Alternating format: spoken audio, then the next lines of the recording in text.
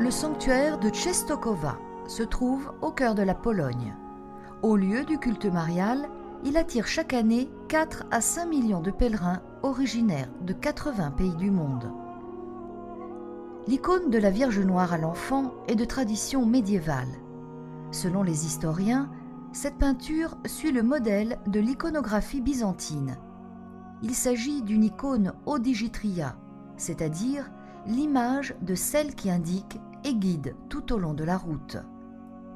Une légende attribue la réalisation de cette peinture à saint Luc, qui étant un contemporain de Marie, avait pu reproduire son vrai visage. L'icône a été amenée en 1382 sur la colline de Jasna-Góra, qui veut dire montagne lumineuse en polonais, et domine Częstochowa. Une initiative du prince Ladislas d'Opole qui fit ériger sur le sommet de la colline un monastère pour les moines de Saint-Paul.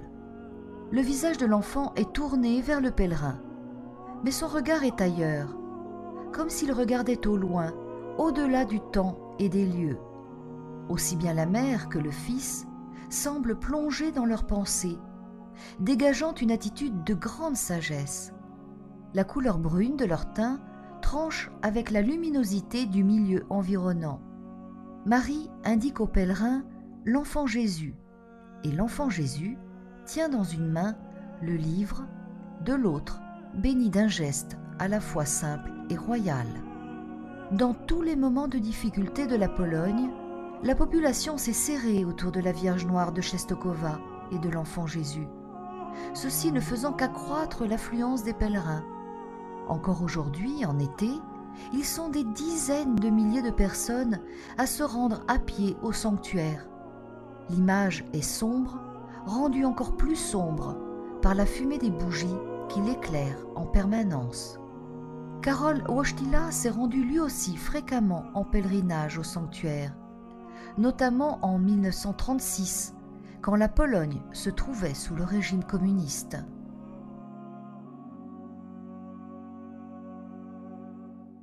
Je ne sais pas si vous avez fait attention au degré d'ignorance, au degré d'aveuglement, au degré de manque de connaissance de ce peuple-là, de ces croyants, de ces catholiques. Regardons. Au départ, on dit Marie de Nazareth. Et l'image qui est présentée de cette femme-là, de Marie, elle est blanche. Une femme blanche. Et par après, dans la vidéo, on vous montre la même Marie qui devient noire avec un enfant noir, un enfant qu'ils appellent, en leurs termes religieux, Jésus-Christ. Donc, ce Jésus-là est blanc, au même moment il est noir, il y a confusion. Mais pourquoi eux-mêmes qui vont s'agenouiller dessus, qui au même moment vont s'agenouiller sur le petit Jésus blanc, pourquoi ils ne se posent pas des questions? Pourquoi ils ne demandent pas à leurs prêtres, à leurs guides, de leur élucider, de leur éclairer sur ce point, sur cette question-là? Comment la même personne, dans leurs mêmes églises, est tantôt noire, tantôt blanc? Pourquoi l'avoir blanchi?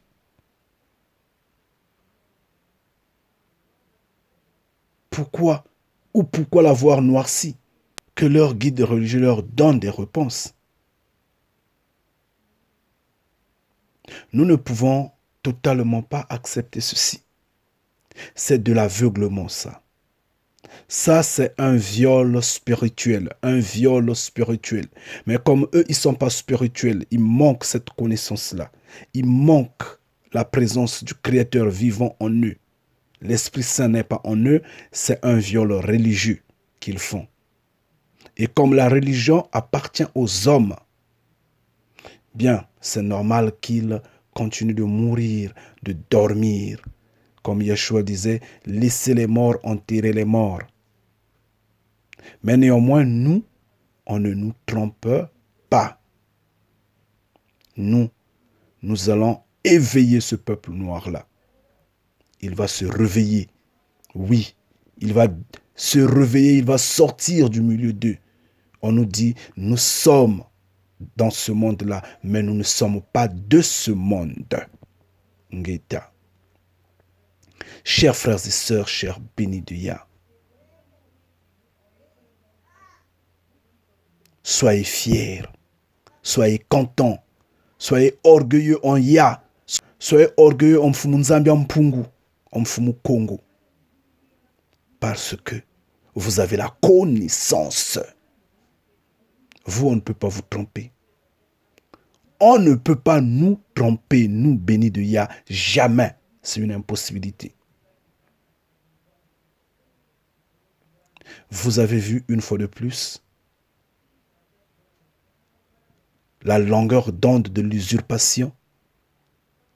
Vous la voyez? On nous invente un Jésus blanc, cheveux longs, yeux bleus clairs, on ne sait pas comment, suspendu à la croix. Mais au même moment, on nous montre ce même Jésus blanc. À sa naissance, son jeune âge, il était noir. Donc, il avait subi l'opération qu'avait subi Michael Jackson. Ce qu'on veut nous faire dire. Donc, Jésus et Michael Jackson étaient pratiquement de même moralité, de même conception, de même réalité. C'est ce qu'on veut nous faire dire. Donc, à la naissance, il est noir, il grandit noir. Et à la mort, il devient blanc. Ironie du sort, franchement, ça ne marche pas. Ça ne marche pas. En fait, je n'allais même pas commenter cette petite vidéo-là. Mais je l'ai juste fait pour rire un tout petit peu. Rire un tout petit peu parce que ici, Marie est déjà grande. Elle est presque... elle est maman, elle est grande. Elle est noire. Mais à quel moment elle est devenue blanche? Point d'interrogation. Et on dit la Vierge noire de Pologne. Oui, d'accord, de Pologne. Mais n'importe quoi, franchement. En Pologne, si les Noirs sont passés par là, ils ont été toujours immigrés là-bas. Mais ce n'est pas une terre noire.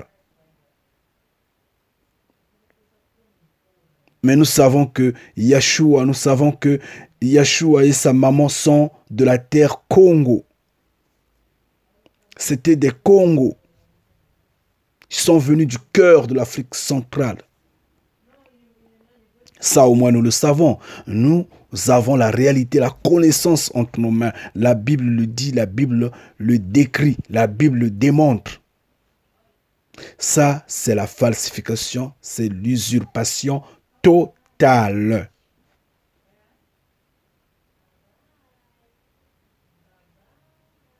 Vraiment, c'est n'importe quoi. Donc, on nous présente Marie qui est blanche, sensiblement aux mêmes âges, hein, sensiblement, et elle est également noire. Qui on va choisir? Marie noire, Marie blanche. Mais c'est la même personne. Et on nous représente Jésus-Christ. Petit, il est noir, il grandit dans son jeune âge. Nous ne connaissons pas de quelle couleur était-il. Et à la croix, il se retrouve blanc. C'est vraiment n'importe quoi. Mais alors que ces papes-là continuent de s'agenouiller devant le Jésus noir. Ils continuent de s'agenouiller devant une vierge, une Marie noire. Quelque chose ne va pas. Il faudra réfléchir, pousser votre réflexion loin. Moi, je me pose la question de savoir jusqu'alors, pourquoi nos frères, les Noirs, les Africains, les Noirs de partout, continuent d'aller dans cette église-là? Pourquoi y a-t-il des prêtres, y a-t-il des monseigneurs, je ne sais pas de quoi et quoi et quoi, selon leur titre? En fait, j'allais dire, pourquoi y a-t-il encore des fils noirs dans cette église-là? Pourquoi y a-t-il encore des fils noirs dans cette religion?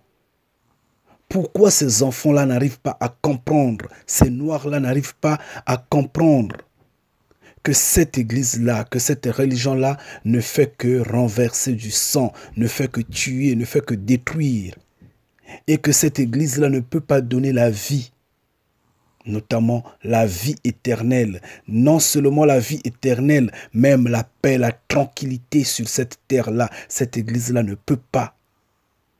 Non, elle ne peut pas. Elle ne peut pas. Vous n'avez qu'à regarder, vous n'avez qu'à voir. Soyez vraiment observateurs de la façon dont cette église-là traite le peuple occidental, le peuple, la race blanche. Comment cette église-là la traite? Pas avec amour, hein? Pas avec tendresse, soyons réalistes. Cette église-là est tellement incorporée dans l'oligarchie mondiale, dans la mafia totale, étant dans le cercle des multinationales, que cette église-là expose son propre peuple, notamment la race blanche. Elle est exposée au risque. Oui. Mais sauf que ce peuple-là également ne comprend pas les enjeux de cette église-là, de cette religion-là. C'est une religion qui ne peut pas aider. Regardez la qualité de nourriture qu'elle donne à son peuple.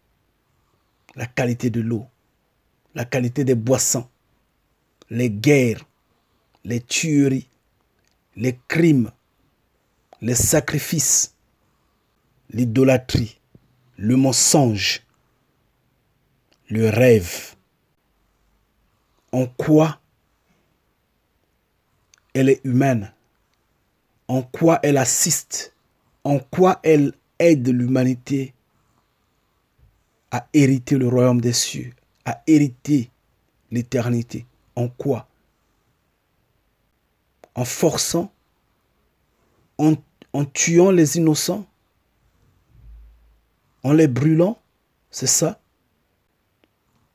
Cette église, cette religion-là a tué pendant l'Inquisition. Cette église-là, cette religion-là a fait porter l'homme noir la chaîne au cou. C'est cette église-là qui nous a entraînés en esclavagisme. La colonisation, n'en parlons pas. Les guerres en Afrique, n'en parlons pas. Cette église-là. Mais comment ces noirs-là n'arrivent pas à le comprendre? C'est ça le problème. C'est ça la question. Et pourquoi sont-ils encore là? Pourquoi? Comment? Je n'arrive pas à l'imaginer. J'ai toujours dit, s'ils ne sont pas sorciers, ils sont homosexuels. Ça, ce n'est pas un manque de connaissance, ça. Ça, ce n'est pas de l'ignorance, ça. Ça, ce n'est pas un manque de sens. Ce n'est pas un manque de discernement. Mais ça, c'est de la sorcellerie pure et simple. C'est avoir signé un pacte avec le diable pour rester sourd et aveugle, pour rester muet et sans discernement, sans sens, et marcher aveuglement. Oui, vous finirez par tomber dans le trou. Il n'y a pas de commentaire à faire dessus. On ne va pas prendre des versets bibliques pour expliquer ces faits-là. Qui ne le sait pas que tu ne te feras pas d'image taillée, que tu ne te feras pas de représentation quelconque? Est-ce que ça, on peut encore en parler? Ça, on ne peut plus l'évoquer, ça. On ne peut plus soulever ses poings. C'est écrit noir sur blanc et c'est évident. Il n'y a qu'un seul créateur. Il est dans les cieux, il est un roi. Il vit dans un palais royal. Et c'est lui, à lui seul, qu'on doit lancer la prière. À lui seul et devant lui seul, on peut s'agenouiller. Seulement à lui seul. Ce n'est que lui qu'on peut invoquer. Chers parents, prière de réfléchir 2 fois. 7 fois. Quittez ces endroits. Quittez ce milieu diabolique. Je vous en prie. Je ne veux pas me faire mal à la gorge pour crier dessus. Les faits sont visibles. Essayez de réfléchir vous-même. Essayez de réfléchir. Méditez. Faites le bon choix. Repentez-vous. Quittez ces endroits-là. Ce sont des endroits diaboliques. Quittez ces églises-là. Priez à la maison, priez dans le secret. Vos guides religieux prient avec des chapeaux. Ces catholiques-là, ils prient avec des chapeaux sur la tête. Ils prient la tête couverte. Mais ce n'est pas ce que la Bible dit. La Bible vous dit qu'ils devraient normalement avoir la tête ouverte, non couverte. Parce que c'est des hommes, ces prêtres-là. C'est aux femmes de couvrir leurs cheveux. Mais eux, ils ont des chapeaux sur la tête. Regardez la tête de votre pape, de vos monseigneurs et autres.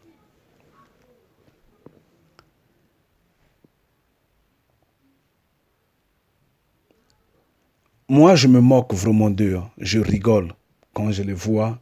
Ils sont misérables et malheureux. Pourquoi je veux dire aux gens que je ne fais pas ceci alors que je le fais en me cachant? Ils ont voulu défier le Créateur vivant. Ils ont voulu défier la nature physique. Oui. Ils ont voulu défier le Créateur vivant. Ils ont voulu défier Mfumu Kongo. Ils se sont passés pour des pieux en cachant leur sexualité.